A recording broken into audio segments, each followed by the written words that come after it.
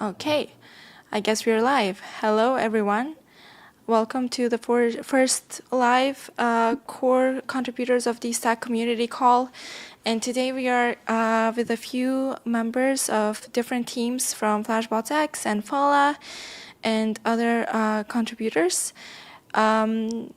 In today's agenda, we have quite a few things to talk about, but before diving into those sessions, maybe let's go through all of the attendees who are here today with us to give us some introduction about themselves, what they are focusing on, what they are working on this week, and how is that related to Dstack. Maybe if we would start with someone, if someone wants to start first, you can go ahead. I don't want to point out someone myself, but I can also do that. Let's hear from you. What's your okay name? You go first. Yeah, you go. Yeah. Yeah. Well, okay. So I'm Dylan Kowalik. Hi, everybody. It's good to be here for the first one. Okay. So my background is for developer relations with Fala Network. Oh, Dylan, could you move a little closer to the microphone? Yeah. All right. Can you hear me now? Yeah. A little bit better? Okay. Hopefully better. Yeah, it's better. All right, cool. So yeah, hi guys. Again, developer relations with Fala Network. We work a lot on the Dstack and deploying applications like on the daily, all sorts of things. My background is in zero knowledge proofs, so love to talk about the cryptography sides of things as always. And yeah, it's a little blurb. Hung, I'll throw it off to you. Sure. Hello, everyone. I'm Hang, co-founder, CTO in Fala Network, and yeah, like building T for 6 years. And before creating Fala Network, I was employee in Google, software engineer, and working on AI stuff and spy everyone's email. And now, like we build on privacy preserving stuff, and I feel pretty good. I also like help to design like specs of architecture on Dstack, like together with engineer. So yeah. Mm-hmm. Maybe then next one you? Yeah, I'm not part of Dstack, so I won't take credits to you guys. Go ahead. Yeah. But this is just like a community. Okay. So everyone who join should introduce. Cool. Yeah, you are part of Dstack community. Yeah.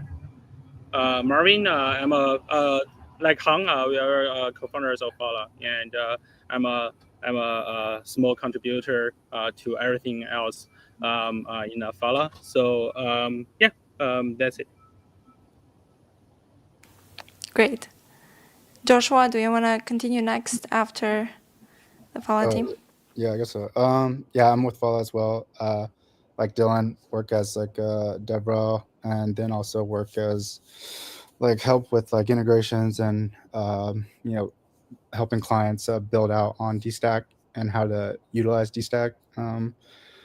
My past experience was I was a software engineer at a automated like an automated cybersecurity appliance that allowed you to detect endpoints in your network, and then be able to run that through a policy engine and kind of do this automated protection of your enterprise networks. And then before that, I was a database administrator at Dell. So that's my whole thing.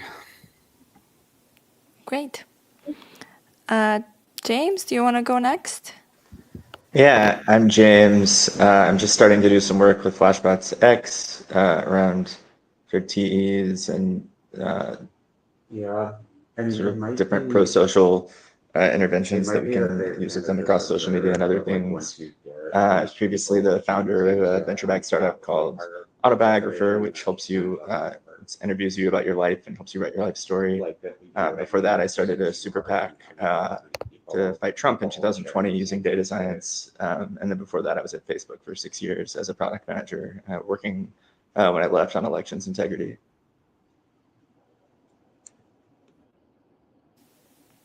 Thank you. Okay, Ian, would you go next? Hey, I'm Ian. I work with Andrew on FlashBots or at FlashBots.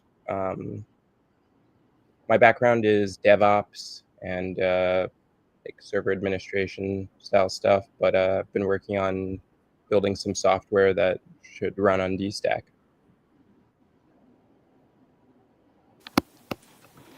Nice. Chu Chao. Yeah, hi, I'm Chu Qiao, and I joined FlashBox last year as a contributor, and I was working on like Dstack, like everything about Dstack, like VPN, VPC, and stuff. So before FlashBox, I was AWS, like I was a software engineer at AWS. I was working on IoT protocol and networks. Great. Elistan? Yes, hi. Sorry, everybody. I'm having some upstream issues with my Starlink, so I can't turn on the video at the moment. But I'm the quartermaster at FlashBots X. I help coordinate all of the development activities, most recently the backend infrastructure with the Dstack stuff. We've been working a lot recently on how we can get to a more productionizable deployment environment. So VPNs, Ansible, things of that nature. My background is in Web3 and been full-time with Web3 since 2019. Prior to that, I was in Web2 for a decade and a half or so. So I've got fintech, B2B, B2C, all sorts of stuff. Great. I think Andrew and Tina are left in the end. I'm Andrew. I work on social media account automation in TEs with Dstack. I guess I contribute to architecture planning for Dstack and lots of scattered examples that go into the examples repository. Nice. Tina? Sorry, I'm shitposting in the TCattle group chat. I'm Tina. I mainly shitpost and inject entropy into Dstack calls to spice things up. And I am a steward at FlashBots, and I want to make everything we do become the future examples of the modern idea factory. So yeah, let's go. That's great. Okay, I heard, I think Elisdan mentioned something related to VPNs, and I know Chu Chao and also Hang kind of have something related to talk about, specifically for the Dstack VPC and the distributed database dog that you guys created. Because I wanted the introductions to be kind of connected together with the use cases that we are focusing, all of us in different verticals. And it would be great to maybe start from there. Hang, if you want to give us some overviews around that, or anything new that you have been working on for the last week or two. Yeah, sure. Could I have like 1 minute to just open the right repo before Yes, I talking? that's great. Yeah. At the meantime, I think in the meantime, Chu Qiao can go if you like. Oh, we find the, yeah. it's not. It's ready? Not yet. Don't worry. Well, I guess this is what happens when you're live streaming. Usually on our Google Meet calls, we are just very easily going into topics and things, and versus when there's a live button, it's different. And also, I really like telling the context that we usually do weekly meetings like this with actually this crowd, and wanted to try monthly opening it up to broader audience as to serve as the Dstack community call. I think at this point, we're hoping that some guests join us from outside this familiar group. I guess we can, hopefully some of them do, and then we get to intro. And also, some of them may probably first click into YouTube. I was on YouTube hanging out for 5 minutes. I was like, oh wait, I think I'm in the wrong link. yeah. I think now that I did this setting, we did it once with Andrew and Joshua, and that was the first feedback that I got, but it was such a long time ago that I forgot. So now I'm like, oh, the second time. Next time we'll do just a Google Meet thing where everyone can join. Yeah, and if we go Google Meeting, we can also stream that using one of the clients. Because one of them can both join Google Meeting and StreamYard. So we get the goods from the both sides. All right, I think I'm ready to share. So I'm just going to share my entire screen. I think this is easier. Okay. Then this one. I will start from this one. So Dstack VPC and the distributed DB. Everyone can see my screen? No, I can't see the screen. Oh, now I can see the screen. Just loaded in. Yep. Can see that? Okay, nice. Yeah, so this was a design doc we created because a lot of users ask for that. So put it in short, in the past, Dstack gave people the access to the TEE through CVM. So CVM is a virtual machine, and you can deploy your app in one virtual machine. But that's just basically a virtual machine. And in the more complex setup, for example, like typical setup of a backend is people have backend, people have databases. How can they make sure multiple backends and multiple databases can be connected? So this usually requires some more advanced like scaling techniques, and it involves running multiple running the system across multiple physical servers. So a way to deal with that is what if we can somehow connect multiple CVM instances together? And here is the design. Let me check if I can. Okay, I can make it larger. So this is the the conceptual idea of how we can connect multiple CVMs together. And the basic idea is that we can run Wireguard or any kind of VPN between the CVMs. And because CVMs are encrypted in the memory, and VPN is running also encrypted in the CVM.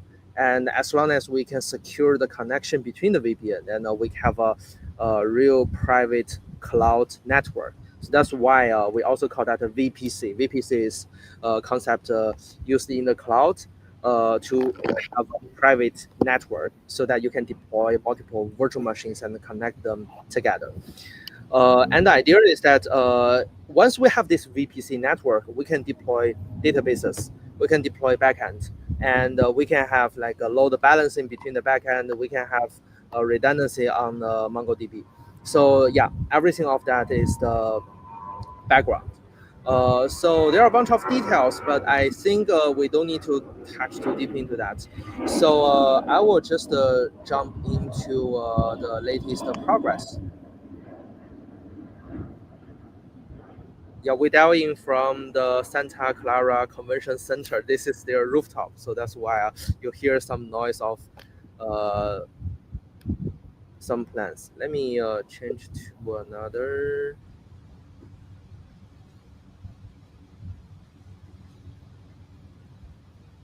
Where is it? Okay, I think this is. So yeah, we have a new repo. It's still in experiment called the Dstack VPC. So we have two things. One is called service mesh. I will explain that later. It's not that straightforward. And another is called the VPC. VPC is very straightforward. So when we run the VPC, we're going to do it in two steps. First is that we need a coordinator so that all the nodes in this VPC can communicate with each other easily. The coordinator server is also responsible to distribute the keys in all the CVMs. And those CVMs now have a shared key so that they can use the shared key to establish the secure connection. And another thing is the nodes. The nodes are just a few example we can deploy in this VPC. So first is the server. So to deploy a server, what we do is, it's pretty simple. Actually, it's just like a Docker Compose file. So we create a CVM, and in this CVM, we put the Docker Compose file there so that it will spawn up a head scale. So head scale is the coordinator of tail client, and tail is the VPN we're going to use. So one head scale, which is the leader, and then later on we deploy multiple clients, and all those clients can connect to this head scale so that they can authenticate and they can be connected and configured together. And basically that's it. There are some configurations. So this configuration is just the config for head scale. So you can see like we config the IP address of the subnet, and we have the definition of the keys and some other stuff. They also have some database used internally. And once this is done, then the next one is we can deploy our own, say, a database. And in this case, it's a MongoDB.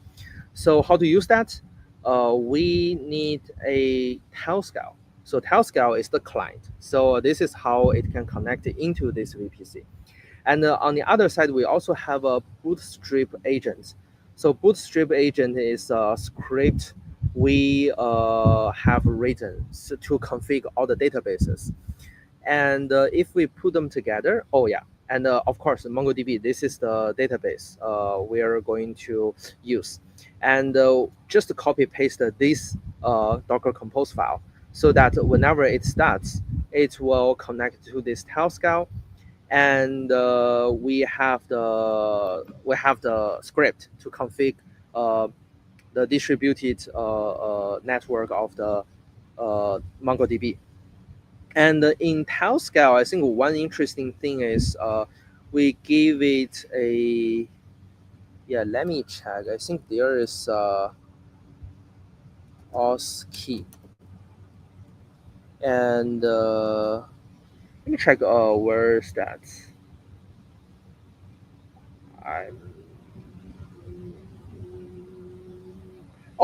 Here it is. So when using that, we can specify like which VPC this CVM is going to connect, and how it's authenticated is by using the server app ID. So once we deploy a VPC server, because it's Dstack, so it gives an app ID to the VPC server. So the only config we need to make on the client side is we just specify the VPC server app ID. And once this CVM is deployed and is running, it's going to find the app ID and connect to that. Then it's going to run some kind of remote attestation to make sure the two sides are secured by TEE. And once the authentication is passed, then they can join the network. And as a result, every client is going to receive its own VPC IP address internally. So they can use the VPC address to communicate with each other. And then once we deploy the MongoDB, we can also deploy some app. So you can see at the beginning it's almost the same. So we have the bootstrap agent. Here you also have the bootstrap agent. Only difference is the parameter of this bootstrap agent is changed a little bit. And then here we have tail scale and then MongoDB. On the app side, we also have tail scale, but we don't have the MongoDB. We have an app. So this is the part we can customize. So if you run a backend, this can be your backend. It can also be arbitrary workload you want to deploy in this VPC. And yeah, once this is deployed, it will also join this network and get authenticated. Then eventually we get the setup, just like shown before. It's multiple CVM connected via VPN. And here, another thing is the service mesh. And sorry for the naming. Maybe we're going to change that soon. It's called service mesh, but actually it's not like a real service mesh compared with, established things like e-steel. The thing it does is that it uses remote attestation to authenticate all the apps running in Dstack so that they can easily communicate with each other. So in this way, as long as you know the app ID of another CVM, you can send a message to another CVM through this service mesh. And for the detail, I'm not Kevin, so I'm not going to dig too much deep into that. But here, if you're interested, I think you can just check the VPC CVM Docker Compose file. So those are ready to deploy. We have tried that on Fala Cloud before, and it went pretty well. And here we also have a README file to tell how is the parameter we have to set, like index of the MongoDB, index of the app, and the VPC server app ID. So yeah, that's basically I wouldn't call that a demo, but like a walkthrough of Kevin's repo. And maybe later on we can make a video record and make it a very simple demo and share that in the community so that everyone can just follow the video and deploy your own stuff using Dstack VPC. Andrew, do you want to ask your question? Yeah. I mean, I wonder if you can go into, it's not even a critique of this architecture, but just to like, describe the trust model difference here and where there's still room for like a decentrally administrated thing as well. Like the Dstack as a whole for sure is like designed to be this like decentralization, like fully decentralized, capable by, stage 2 or whatever you would say is like the strongest notion of decentralization. This particular architecture is more aimed at something different, which is like high availability but centrally administered. I think where that choice mostly comes out is in like especially the head scale node is like there's only one head scale node, so if that one goes down, I think it's going to kind of spill over to one of the others. And maybe there's like some other things that you might do differently if that were the specific goal. So it's not even a critique of it, just like you just define like how you view the trust model or like how this would be used. Yeah, I'm happy to talk about that. So let me go to the tab. Okay, so now it doesn't have any like a decentralization side of the design concerns when building this stuff. It's more like a very low level stuff, allow people like serving as a building block for the application to design their own model. So to put that simple, I think the trust model is that every TE very authenticate with each other, and there is a server, and the server is responsible to coordinate all the peers, and the peers connect with each other directly. So that means the server itself, you can have one server, and you can also have multiple server if we can solve the availability issue. So you can see here, if you search Circle Light, it has a database and it stores all the information in the SQLite.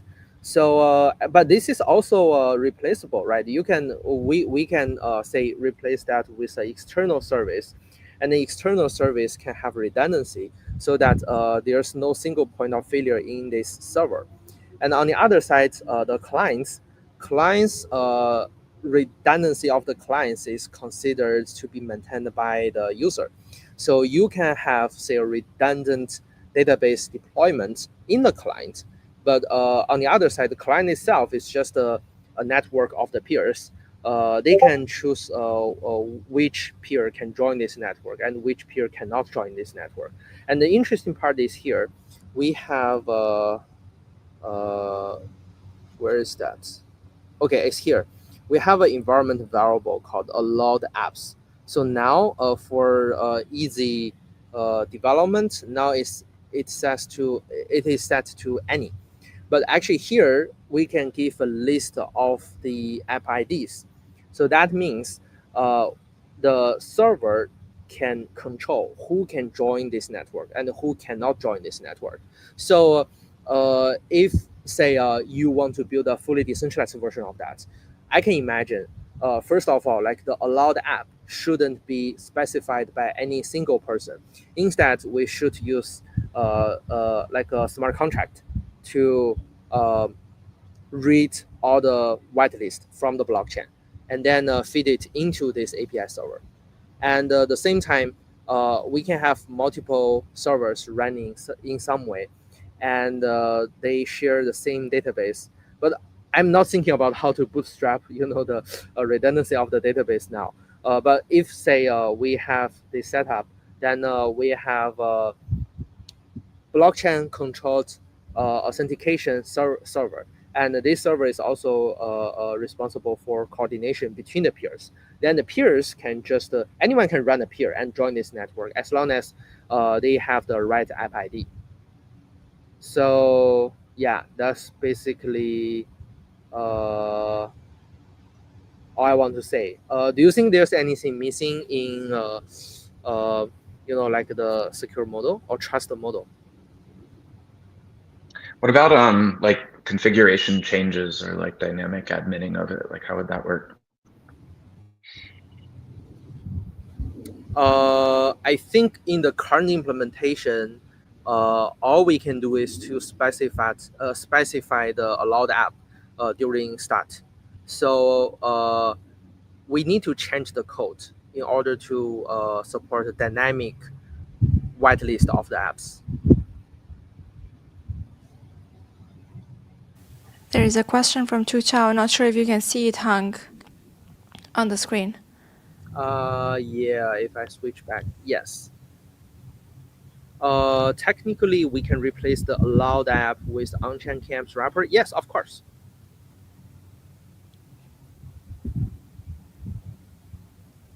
Nice. If we don't have any more questions, we have some new members who joined on the call, and I would like to give some space for them to do their introductions and what they're currently working on related to TEs and Dstack.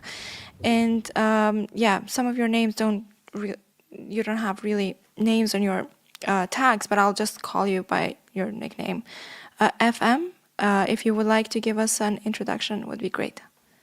Yeah, hi, it's Francesco from Chimban. I don't know why it's FM, but nice to meet you, everyone. I've been reading about Dstack for a while and exploring different use cases and infra solution related to it.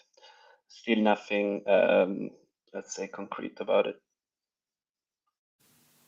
Great. What's a new role? Sorry, here's the entropy. What is one question you have about Dstack? What is one question? Okay. How I know that this can be answered by me reading better the docs, but something I have up in my mind is how do you ensure liveness and yeah, this how you ensure liveness of Dstack as an infrastructure for a backend of an application, or it could be a D app or a normal app. Andrew, you're up to answer this question on the spot, and Hung next. Oh, not Hung first and then me? Well, I mean, the way you handle liveness and availability with everything is by having replicas. that are able to go. So I mean, actually adding on to the comment I made about how Dstack as a whole is designed for full decentralization in mind, the core of the key manager protocol is based on the ability for key manager nodes to replicate the key manager state and the key manager key from one to another. So especially the main pattern you do with Dstack is use the key manager for like being able to derive keys. One key manager network can support lots of different apps. So like easiest way just to make an app is maybe to have stateless nodes. Any one of them can, you know, swap in for each other. Many such apps can all share a single key manager network or contribute nodes to a single key manager network. So like many apps, one key manager network, but then that key manager network itself can replicate to nodes. That's what the you know, core protocol does. So yeah, that's how. And okay, got it. And how would you manage an application that has stateful encrypted state, the encrypted state? Would that be just something where you encrypt the state in decentralized storage or whatever and have the keys replicated as you mentioned, or there are better solutions? So there's a first good decision tree question for this encrypted state that you want, which is how much consistency of it matters. Because mainly you would either want to use a replicated, strongly consistent database, actually for which MongoDB never claims to be strongly consistent. It's like a famously like eventual consistency replication database. If you do care about consistency, using it on like putting the encrypted data on a blockchain or on IPFS and like the key to it on a blockchain anyway is like a good way to add the consistency. There's more options available if the actual consistency doesn't matter so much. Like you can make just copies of the encrypted disk backup and then use the key manager like Dstack already does by default, is use the key manager for decrypting a disk. So you can even use like ordinary disk encryption backups if you want. Anyway, so like if it depends on if you need the data to be like strongly consistent and write once or not. Got it. Got it. Okay. Yeah, I think my mindset of thinking about that is for availability, most important thing is the storage, so the states. And then we want the states to be encrypted, so we cannot simply copy the states. Instead, we should have some key to encrypt that states. That's what Andrew mentioned, like we need to have KMS so that as long as this is your app, no matter it's running in this server or another server, it still have the access to the same set of the key. So this is the first building block we can have in Dstack. And the second one is with this building block, you can literally run multiple instances to share some information between those instances because you have the access to the same key. Then you can have like a MongoDB or like a Postgres, or even running, you know, some more strongly consistent consensus between the nodes. So you can easily have both high availability and also the strong consistency and also like verifiability. I think one interesting idea I have never seen anyone has done in the past is to run the Google Spanner in Dstack, in TEE. Of course, Spanner is closed source, but there is an open source version called TiDB. And it's supposed to handle very large volume of the data and very high throughputs. It can be replicated over the planet. This is what Google claim in their research paper. So yeah, super curious to see if anyone are interested in trying that. But I don't think there's any technical blocker to make it happen.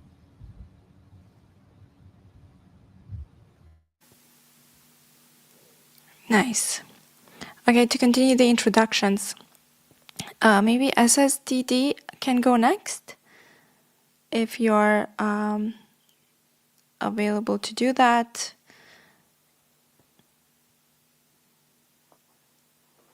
Hey guys, Hello. I just heard my name pop up. I've just been part of this community for a while. I know Alice Dan as well. So I was just curious as to how far this has come along. So don't mind me, I'm just listening. Well, welcome. In this case, I feel like Tina would want to know more about you and all of us. So maybe if you would want to share about what you're working on and why you're curious about Dstack, would be great to hear. Or you can also feel free to say you hate TEs. Kind of love them and hate them. Is that a right answer? Oh, okay. So tell me why you hate them. I mean, we just haven't gotten really far with them. I think the promise of TEs was quite good, but it's just a lot of innovation and tech and cycles have been put on it, but it hasn't reached anywhere. I mean, I'm not saying it hasn't reached anywhere, but it's just not where we all thought it would be. But again, I think the promise of TEs, even given the recent attack with the NPM stuff that happened recently, I just think more and more we're kind of coalescing around this becoming a thing. So yeah, that's kind of the high level, both sides of it. I'm even more curious now, but save it for the next time. Raymond, I'm gonna just reorder the calling. I see you here. I know that you basically had independently almost built another Dstack until we last. I was like, why are you doing that? So you have other things to do with life. So yeah, what would you like? What would you like to see Dstack able to do, and what's interesting, and what's what you want to see changed? Yeah, great to meet you all. I'm working on TE applications and I guess a little bit of infra. Right now, the thing I'm working on is like an alternative to remotely tested TLS, using a kind of roll your own channel system. I'm trying to simplify the stack and reduce the number of services and components, and maybe give up a little bit of replication and reliability. And once that lands somewhere good with Dstack, hopefully, then a bunch of things that I want to like have already started building that I would love to append in the verifiable box. So I've been chatting with Andrew a little bit about it and Chip a little bit about this as well. So far, do you spot anything that's like missing in Dstack or that you aren't sure if yet part of Dstack or what's already done that would like, make or kill the deal for you? I want to float this remotely tested tunneling system as something that could sit on top of Dstack. That could be interesting. And then, yeah, I don't know. I think I've been thinking a lot about different kind of like sensible defaults that you could use to get a straightforward, like easy to use application database, for example, with as few services as possible. So I've got something like using encrypted SQLite that could work well with the Dstack KMS. Lots of little things that kind of line up in different places. Could you say like one more detail about the tunnel? I guess I don't, I don't know say what more you mean about that. I can think of several things it might mean. Yes. So for browser applications, you don't have access to the certificate from within the application. So you can't verify X79 extensions. So this system is, you can inject a service worker and it will intercept all the requests that go to a domain. And so you can kind of create this like virtual layer, and then the service worker creates a connection directly into the TE, verifies the attestation and the quotes, and all the associated metadata. And then it says, this is a public key. I'll do authenticated encryption to send an appropriate symmetric key over there. And now you've got an encrypted link between your browser and inside the terminating into TE that doesn't use RITLS. And so you don't have a proxy. Would this be like a distributed as a browser plugin? Is that maybe a way to think of it? Like you're moving the like checking of the remote attestation to something happening in the service worker. That seems like pretty clever. Is that a good way to do it, where you don't have to like trust the code where it comes from that's doing this in the first place? I think ideally you would have a version of this that bakes into the application, and then an additional layer on top that's a browser extension that then gives you like the full like trust that the package you got isn't compromised either. Got it.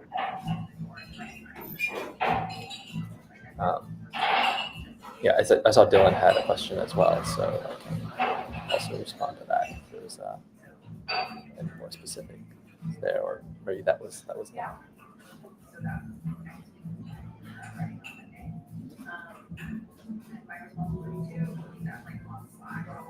Anyway, I will probably be writing a little bit about this and posting it somewhere, like a blog post, maybe the Flashbots forum. So excited to get more input on that. I'm curious, Hung, you guys have thought about all of these infra ideas. I'm curious, like, what do you think about it? What he's thinking in mind?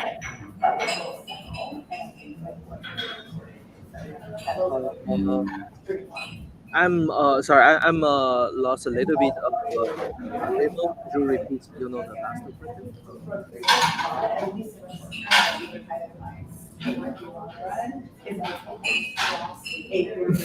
Sorry, I got kicked out of my booth because of battery reasons. It happens. Well, Andrew, can you recap Raymond's idea to Hung? Because I'm very curious to see, Hung's reaction. Oh yeah, absolutely. I mean, this is about how to do, how we can approach the client side proactive verification, like ideally have browsers do proper RATLS. Obviously, we put a lot of the thought into the zero trust, like based on certificate authorities for browsers that don't have a plugin. But he described, how you would have a service worker that can intercept a domain that even is served with the ordinary Dstack gateway, but that the service worker would actually interrogate the application to get the challenge. You have to work around the fact that the service worker in browser plugins even can't actually look at the TLS certificate on a TLS thing it creates, but you could have this service worker intercept you're using this Dstack app domain and then ask the application to give the quote and then check the quote before actually passing on the data to the to the application. And then you could package all of that up in either a separate site or in a browser plugin ideally, and now you've got the browser doing proactive RATLS effectively, and that's really cool. And I hadn't seen that suggested in our before. Yeah, I think if that can be built in some wallet, that would be awesome, because people hate installing a lot of extensions. But if it is a very standard extension merged into some crypto wallet like MetaMask, or I don't know, like a Rabbit, then I think it can reduce the the onboarding difficulty a lot. On the other side, I'm not very familiar with what ENS has done in the past, but I think like ENS, they have some kind of browser extension. So if you install that, so you can just use the ENS address, ENS domain in Chrome or arbitrary browser directly. So I would assume that involves some kind of networking plugin or extension to Chrome itself. So I think maybe that's a place where we can add the verification. And I think sounds like a very doable.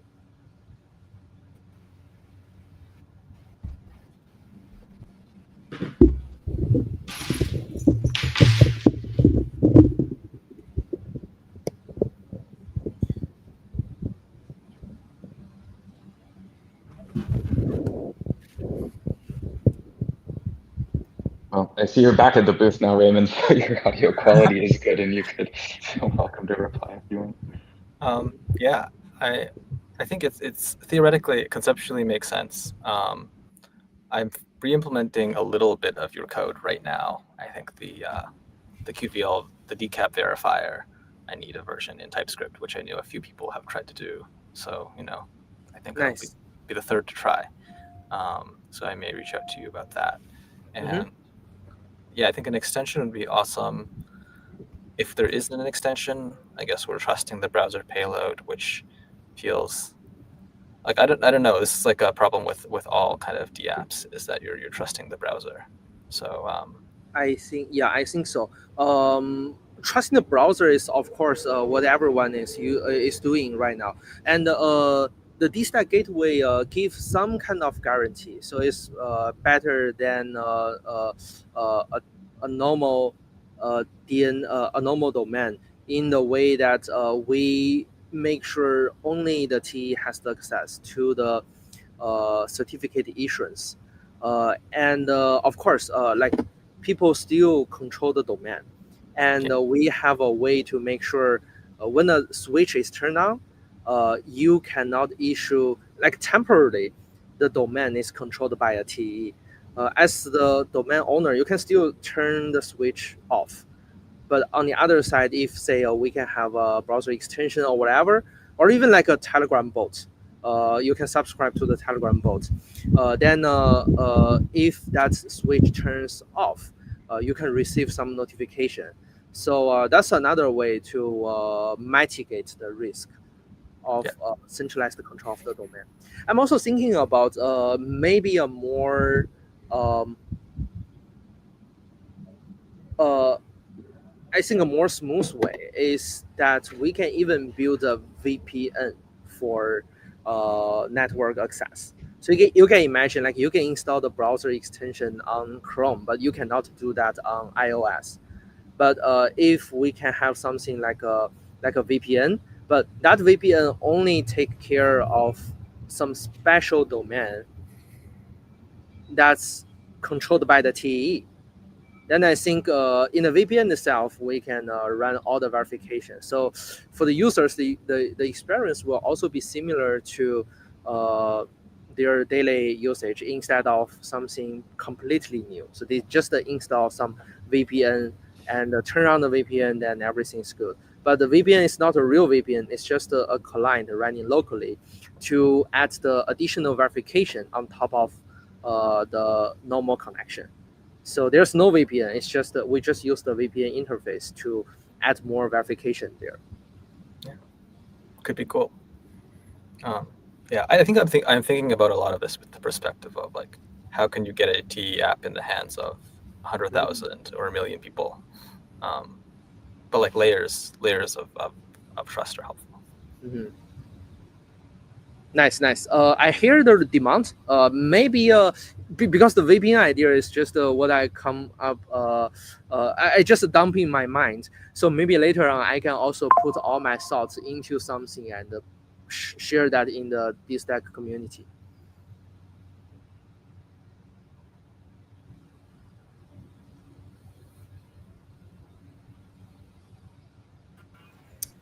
Since I derailed the moderator, I completely have no idea who has gone. So please, the moderator, take me off.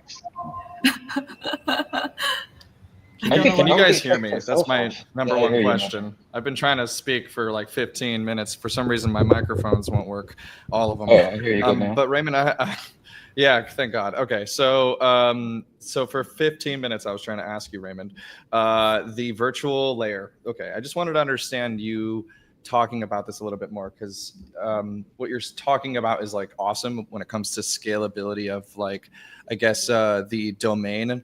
How do you, I guess, like I guess is my question to you would be, are you trying to replicate the front end through verifiable front end? Meaning if you can attest to the domain's application, then you would be able to replicate it? Or do I have the wrong ideas? When you say virtual private layer or your virtual layer, can you explain that a little bit more in detail? Yeah, I think V1 of this is just trying to let a domain, like any bundle of front-end code, verify that it's terminating a connection into a TE. And so that wouldn't, the like first prototype wouldn't include any sort of like making the front end itself verifiable. But it seems reasonable that we could, because attestations are pretty flexible, we can do things like bundle the front end, things about the front end bundle into the attestation as well, so that you know that you're running that code. A lot of this is kind of like You're still trusting someone to ship you the verifier though. So I think I'm really just like, yeah, I think that there's a bunch of different pieces that wouldn't quite get us to front-end verification, but almost get us there. The main thing that I'm observing here is just how do you avoid like MITMing yourself with Cloudflare when you put Cloudflare in front of your TE? I guess, yeah. Is there a clean way to kind of prove to the front end without, caching it or removing it? Is there any kind of way, I guess, through the domain itself, a clean way, maybe tools, or maybe this is already what the Google Chrome does? I'm not totally sure, like with how they store like passwords. Is there any way that you could edit that so that you could say, hey, I got this attestation from the original source code and sort of pass it along?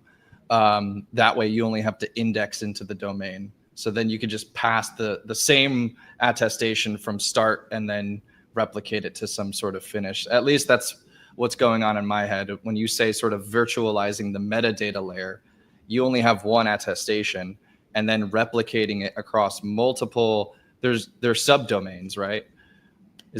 Do I have you? I think what you're describing idea? is a little more involved. The Dstack gateway already does a good job at this like Cloudflare MITM avoidance problem. I mean, maybe Hung should explain that. Yes.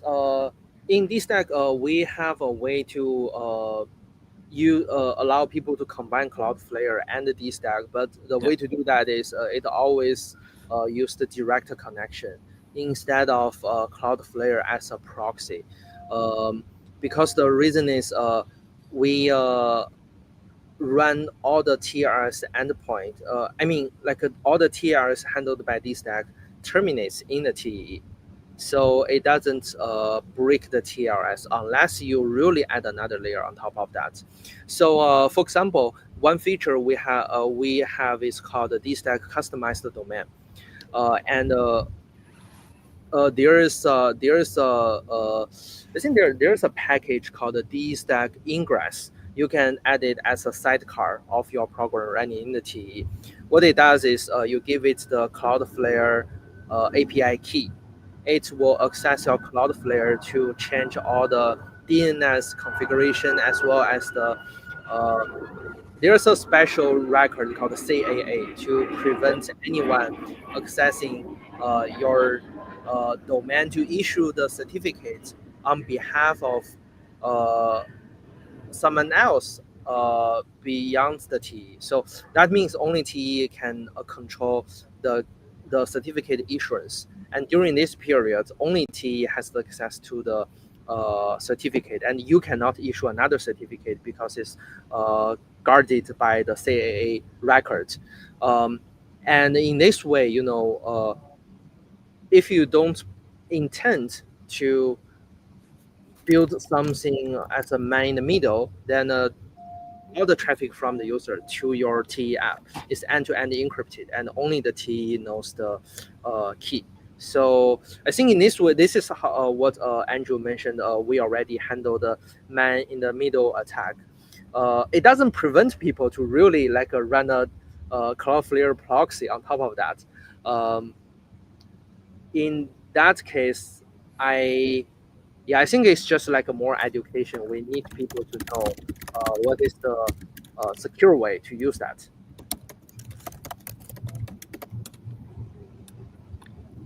Yeah, I think to me the Dstack gateway is kind of like eth.link or eth.limo. That. Okay. You that's another point. So if you use the Dstack gateway, it automatically generates you some endpoint. And the Dstack gateway is also running in the TE, and it's also attested. So you can check the attestation of the gateway itself. But who checks the attestation of the gateway? I think it's more like we set the CAA. So once the CAA is enabled, then only the gateway has the control of this domain. But of course, nobody proactively check that unless they want. So I think it's more like we need some monitoring, and if someone finds something is fishy, then issue a warning to everyone. then of course, if we can have some client to proactively check everything is good, it's even better. And for browser compatibility without, like, say, a Chrome extension or some other client, I think it's really hard to implement.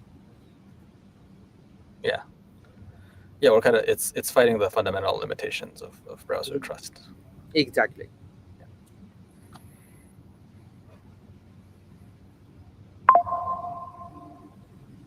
I want to let other people. I think there were so many people in line. Oh, go ahead, James. Was there anybody else who came in that was from the group? Anybody new or no, Albie? Yeah, probably me. This is Alex from Secret Labs. Hey, everyone. Happy to be here. Hey, Alex. It's my first time on this call. Really cool stuff. So at Secret Labs, we're developing Secret VM, which is kind of another implementation similar in a lot of ways to Dstack. So we decided to go our own way.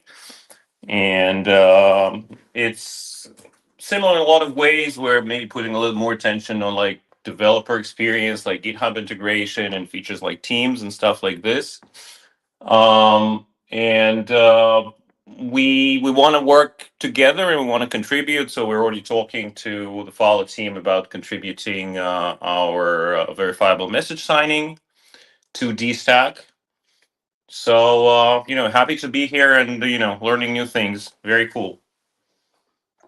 What's verifiable message signing? Can you say a little more on it? Sure. So the idea is that you have a TE that can sign an arbitrary message and present the signature and an attestation that includes the public key in the report data field.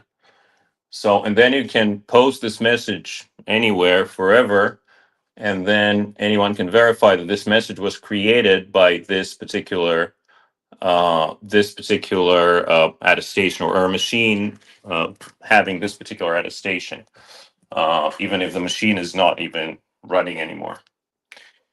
So basically, when the machine starts, it creates several key pairs, each one for each supported algorithm.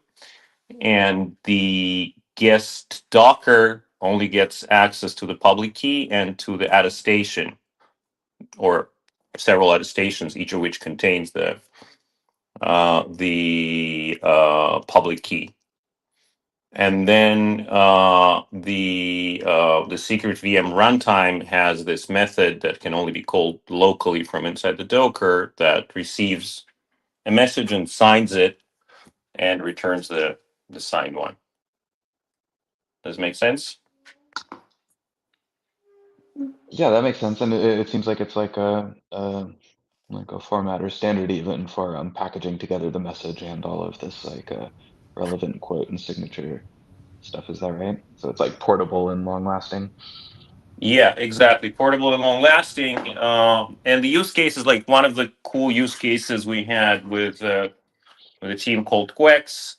So like, let's say they create soulbound. They have like a very sophisticated, or whatever. They have a captcha that runs inside a TE, and after you pass it, then they generate like a soulbound token or that has this signature. So the token verifies that you really passed this captcha inside this particular TE machine, and then you can hold it forever, and anyone can validate that.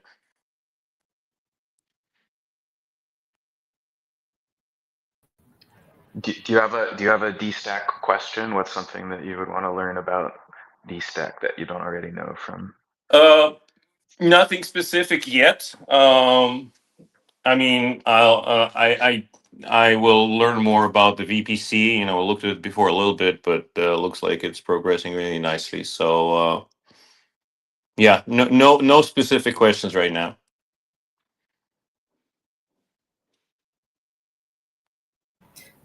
Just one question, because I think that there's also pre-programmed agenda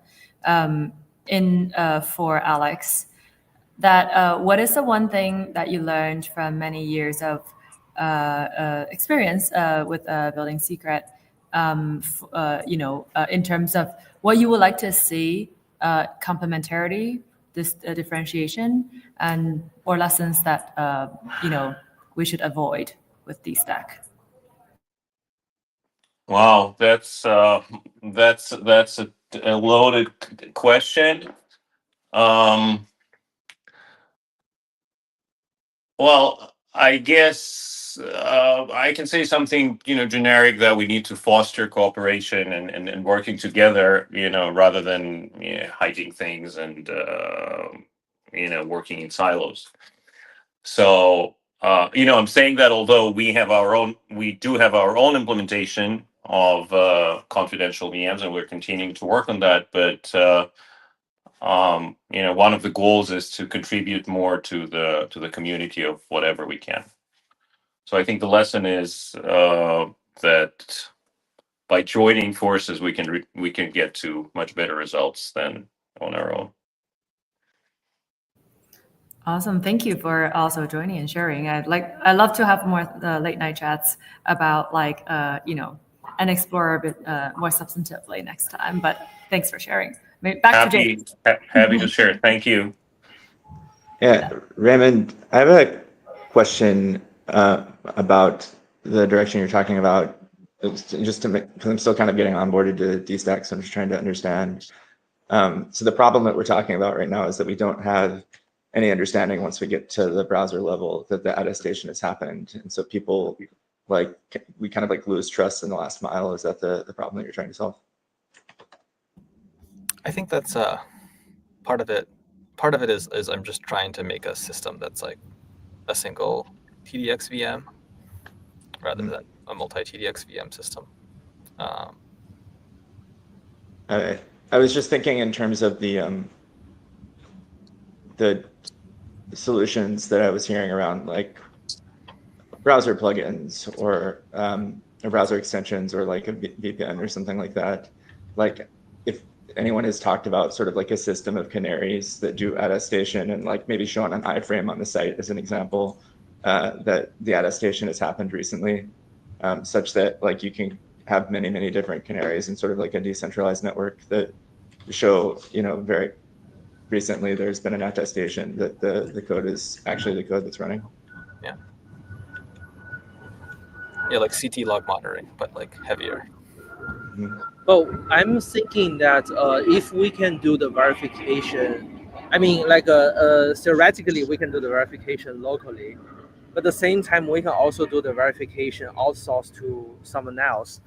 And for example, in the most like a secure way, we can have some verification written in say ZKVM and produce a proof. And proof can even be published on the blockchain or somewhere, so that the end user doesn't need to have the real-time check in their connection. But at the same time, maybe on like a transparency log or a blockchain, we can have continuous attestation verification happen on that chain, so that if anyone is interested in, if during this period all the service is good, they can always check the verification result on the blockchain. Do you think this can also help? I was thinking also that if you had like an embed on the website that was checking that record, it's just kind of like continually pinging that record. Of course, people can spoof it, but at least they can click through to the site and see what's going on, and just kind of have a user-facing indicator that doesn't require you. Obviously, like if everybody could download a Chrome extension, that would be great. But if you can't do that, then kind of what's the next best thing? Yeah. I think in this context, what we not sure if we already have that, but at least something we can do is for both Dstack gateway and the Dstack ingress, where we have the zero trust HTTPS implementation, we can expose some endpoint for arbitrary client to proactively check all the evidences. So this can be a standard. As long as people is using Dstack, they get the access to this capability. Yeah, I think this can be really. I think a similar case that we already got is there's a lot of like a private AI chat using Fala Cloud, and these like these private AI chats, they for each time the user requires like inference API, the callback JSON will include attestation report for each from each single request. So in general, all of these private AI chat insert that plugin widget, small, let's say TE widget, into their website to make sure every time the user can click a button and verify if the conversation is being protected in confidentiality. So I think that's a very similar cases maybe to address what you just bring up. Yeah, I'm sharing the screen now. It's the playground we have made. So the left side is the private chat. On the Give right it a side. second. It's still loading, I think. At least I don't see it. And actually, I suspect that Albie has to press a button to bring the screen share to the front. I think so. Oh, I see it here loading in now. It's there. Yes, Okay. yes. So I'm sharing this. This is a playground of a private chat. But what Marvin mentioned is on the right side, we can show like attestation. You can click verify again. Yeah, this is verify in real time. Yeah. And we got the GPU and CPU attestation. And the most interesting thing is here, we also have the message signature verification. So if you say something, then this is the input and this is the output, and this is the Ethereum signature can be verified by any EVM. Yeah. So I think some kind of this widget provided to all the Dstack users will be very interesting. Yeah. Or maybe not. Let's see. I think what James described is like the verify again this button, but we can make it like a periodical check embedded in the system where T is used. Yeah, if you don't play it by yourself, Rapio API actually already implement that capability in an API perspective. So you can try it, and maybe we can talk about if Dstack need that too. Yeah. Okay, cool. Yeah.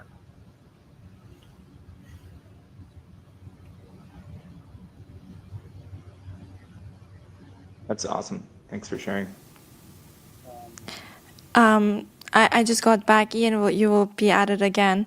Maybe Hank, would you walk us through some roadmap docs if you have them ready in place or something like that related to Dstack? And we could also open up the topic about architecture, where Elistan would be very happy to walk us through something that he has been preparing. And just a reminder that we have just a few more minutes left, and maybe that would be a very good last bit of the topic for today's call. Yeah, sure. I'm happy to quickly go over the roadmap. And this is still a very old doc. We have like using this doc shared with some teams like Flashbots and some others internally, but this is the first time we bring that to like a community call. So a few aspects. So first aspect is audit. So this is about security. Now we just had one audit of the core operating system in Dstack. And in the plan, we also have two more audits. So one is the KMS. KMS is not only about the keys, but also about the management, the ownership of the app. So how an app can be upgraded, how you can specify, okay, this app upgrade is controlled by some smart contract, or some of the features is guarded by smart contract, is all controlled by the KMS. So this is the second audit we want to go through. And the last one is about the networking, but maybe not only Dstack Gateway, but also Dstack Ingress, or even Dstack Dstack VPC. So name is still subject to change, but basically the networking layer of everything.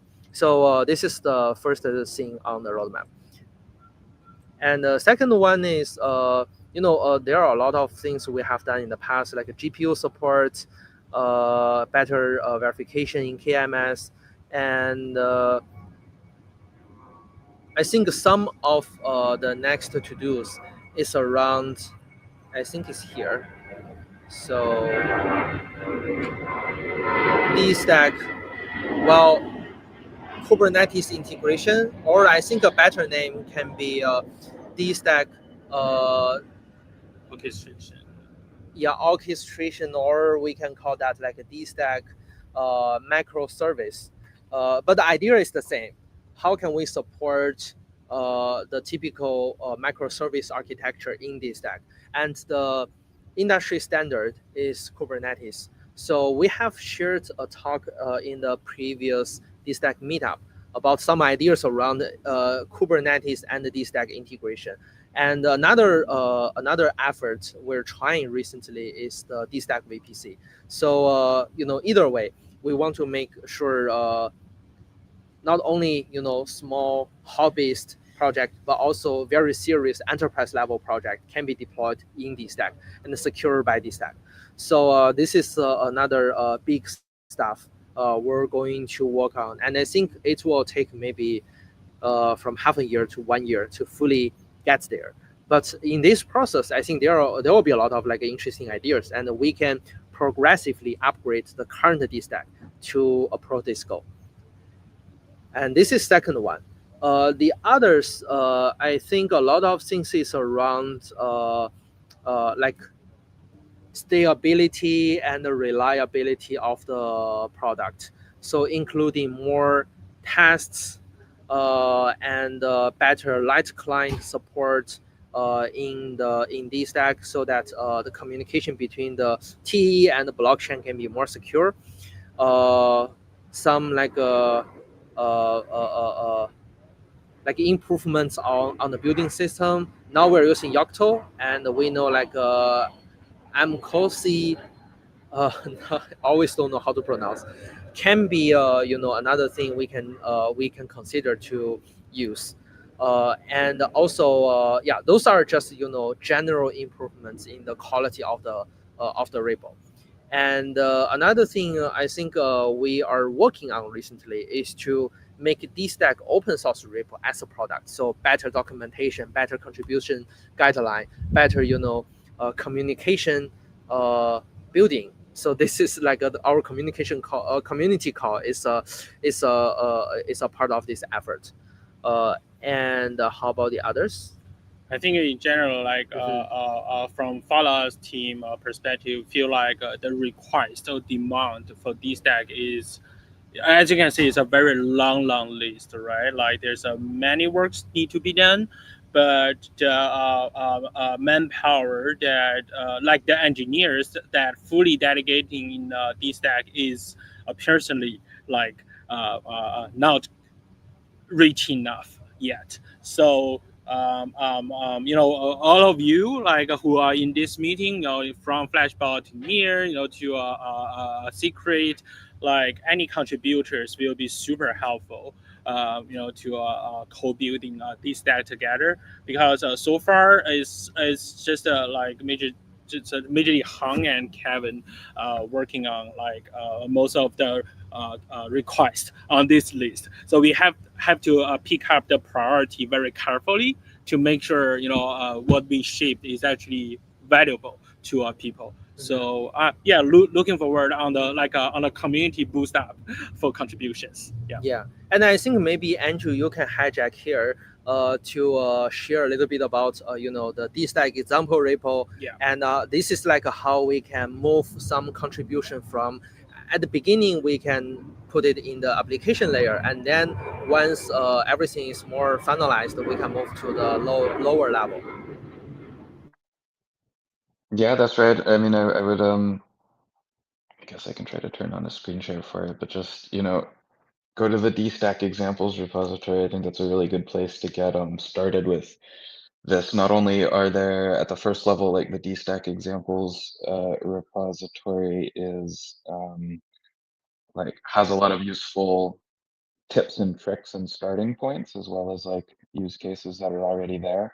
I mean, they vary from application examples like this Tor hidden service example, and I think there's a pull request for a Minecraft server and a bunch of other things that basically take the form of here's some existing open source, I guess not even open source, just free shareware downloads, I guess how the Minecraft jar file works.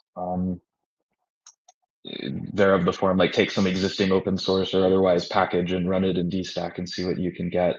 Others like the ingress and like SSH over gateway thing are like things you can copy paste to add networking workarounds or network management kind of things to it. I think also this is a good place then for, so not only is this a good place to like post examples of a cool new open source project that you try making run in confidential containers, that would be a good like application level entry point to Dstack community is putting something there. Issues for this is probably a good place to put ideas or suggestions of things that might be open source packages that fit well or solve some problem when run in a confidential container. And then the other thing is that this is also a natural, like Dstack is already pretty nicely made by layers. In other words, we've already talked about this, like ingress, gateway, and key manager. Those are all things that are built on top of the core layer, which is just a base image that's capable of running containers. So a neat thing about Dstack is like the key manager and the gateway are totally optional. You could like build your own and still use the core bits of the base image of Dstack, or either the KMS or the gateway, one or not the other. I guess the gateway relies on the key manager, but you could skip the gateway and just use the key manager, or use neither and just bring your own. And anyway, the nice thing about this layering is that you can do you could put useful things in here, like say, I don't know, you have an idea for a variation of a key manager. That would work very well as a Dstack example because it can be built on top of the other components. And if it works well as that layer, I think the natural progression would be to like show that it works as something built on top of it here, and then submit a pull request for it to be integrated within the standard shipped SDKs, or like the key manager as like one of the default services included in the main Dstack repo. But the point is that you don't necessarily have to go modify the existing base image even to add new like core service layer things like networking tools. I think like this VPN thing that we've been working on, or like this VPC that you've been describing, would likely follow this pattern. Like they don't need to be done as like a fork or a modification to the core repo. They can be perfectly implemented and validated here, and then have some like a path to it. Feel like I've lost track, but that was like a rough pitch for what you find on the Dstack examples repository, and how it relates to doing core development at any layer except the base image is a good fit to do with reference to the examples repo. Hopefully that was sort of clear.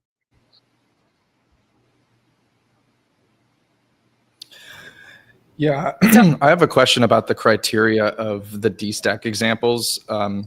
I guess like Andrew, what are some things like that you've been hearing throughout, I guess like the last week, some things that, we can invite in maybe, that way anybody who's new to it and they want to push some of their own examples, I guess, do we have any like specific criteria before they push something to the examples repo?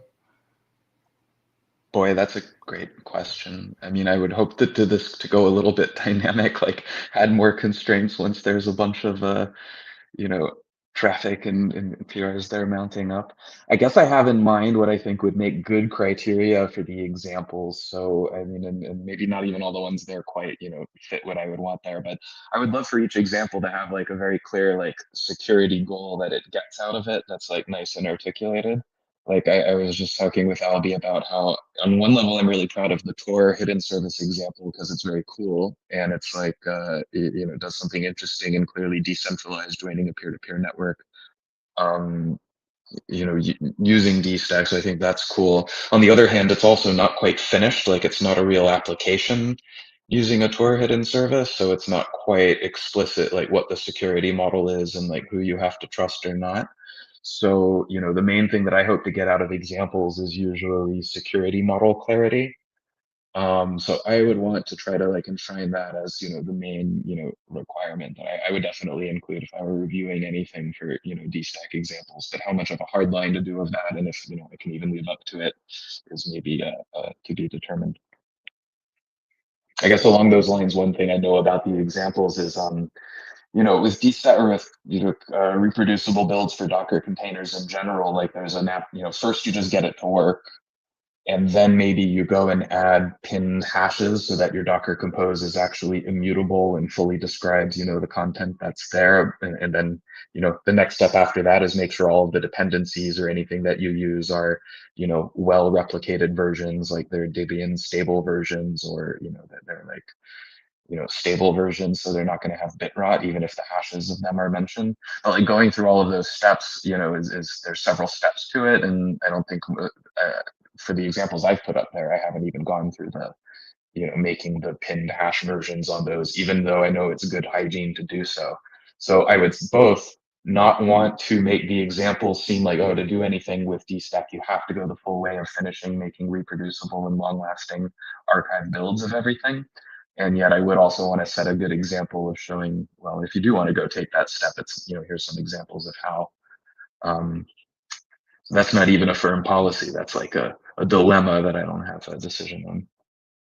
I think the short answer is no. I feel like if you're not sure what you want in Dstack, put it into the Dstack example repo. Someone will take care of it and respond. Usually Andrew, or if you want Andrew to respond, ping him on TikTok or contribute to Dstack example repo. That's probably the only ways to get, or Dstack community Telegram. That said, as a side note for everyone here, like I think Alex is new, I haven't met you, or maybe I have in the passing. Raymond, we met before. Like this is the current state, or NFM. I think this is the current state is if you want to step in and be like, hey guys, I need legibility. We should put everything here or there. Please do that. Because, and also Raymond, like, it's so easy and low hanging. If you want something to happen on Dstack, or if you want to, show and tell and share what you have hacked on, literally just like, just summon a call, like, for Dstack community. We'll make it happen. Create a PR, it doesn't matter where it lives, someone else's problem. That someone else could be you too, just FYI. For the mess we create. Really, this is not, like Dstack is literally, is not tied to Fala, it's not tied to anything Flashbots. It is literally that we are here trying to build use case infra that our own use case we can use. So that's really like, built to solve your problem. So if you have a problem that you're trying to solve, or a product you're trying to create, this is, where you belong. And yeah. I guess it's time. Even though we have been recording for 1 hour and 23 minutes, we would still have some few minutes for maybe Elisdan to give us a TLDR of what he wanted to talk about, and also maybe give us a heads up for our next community call that would happen in a month. Maybe we will start from there with Elisdan and continue with the next agenda items. I actually suggest that we have impromptu in community calls. Well, impromptu as 48 hours of notice. Let's put it this way. Yeah. Let's not structure ourselves too much. I mean, at least better than this time, with a day prior to the call. Expect maybe a few days prior to the call to receive some notifications, for sure. Elisdan? Yeah, so I'll keep it short since we're near the end of our time / over our time, depending on how you want to look at it. But just tacking on to this whole general conversation about making TEs usable and all of the things that Fala's working on and all of the things that are needed to bring it up to an enterprise level. We've been doing a lot of work on other approaches with VPNs, particularly, as Andrew talked about a bit, some of the decentralization mechanisms and authentication mechanisms. So I'm sure we'll have a lot more to share about that in the next call. We've also been doing some work around Ansible playbooks. If you're not familiar with what Ansible is, it is orchestration for app deployments across multiple machine environments, and it's got, by best estimates, a greater than 50% market share across the enterprise community. So, Dstack is amazing in kind of providing what you could sort of think of it like what Terraform provides, the deployment orchestration, CVM, and making it much easier to actually run something within a TDX. But then once we have VPNs, once we have all of these other core structures in place, how do we provide something that's familiar to traditional DevOps folks to do more complicated orchestration? And Ansible has a number of really great features in it. Playbooks, roles. Roles are individual small tasks. So you could think of it as updating the package libraries, syncing the NTP server, deploying the VPN. And really what led us down this road and investigating this last week was the relative shell script complexity and coordination complexity of checking the blockchain and doing all of these different things in order to allow these decentralized connections. So hopefully that's clear. I don't want to take up too much time given that we're at the end of the call, but I'll have a lot more to speak about in our next call about that effort. Great. Well, do we have any more questions before we wrap the call? If not, I think this is it. Thank you everyone for joining, and see you on our Dstack TE Cattle groups. Have a great week, and thanks again. Bye. Everyone's got 1 month to think of more show and tell now. And invite your friends. I have too many show and tells. Bring all of your Dstacks next time. That'll be a fun one. Just a Dstack showcase or maybe something like that. That'd be good. Okay, I'm gonna end the stream. Take care. Everyone, see you next